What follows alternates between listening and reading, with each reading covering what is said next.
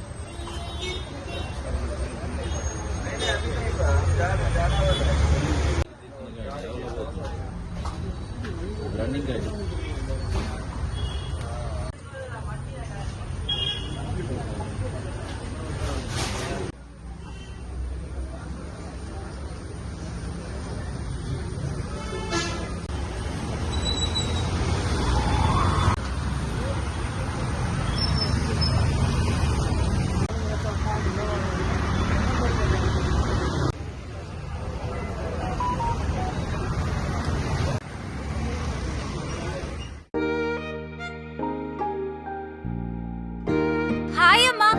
Hi. ಇವತ್ತು ನನ್ನ friend ಒಬ್ಳು ಅವ್ರ ಅಮ್ಮಂಗೆ ಸರ್ಪ್ರೈಸ್ ಗಿಫ್ಟ್ ಕೊಟ್ಲು ಗೊತ್ತಾ? ಬರ್ಡೇನಾ? Special day. ಏನ್ ಗಿಫ್ಟ್ ಕೊಟ್ಲು? ನನ್ನಮ್ಮ ಬೆಸ್ಟ್ ಆರ್ಕಿಟೆಕ್ಟ್ ಅವಾರ್ಡ್ ತಗೋತಿರೋ ದಿನ ನನ್ನ ಕಡೆಯಿಂದ ಪ್ರೀತಿಯ ಗಿಫ್ಟ್.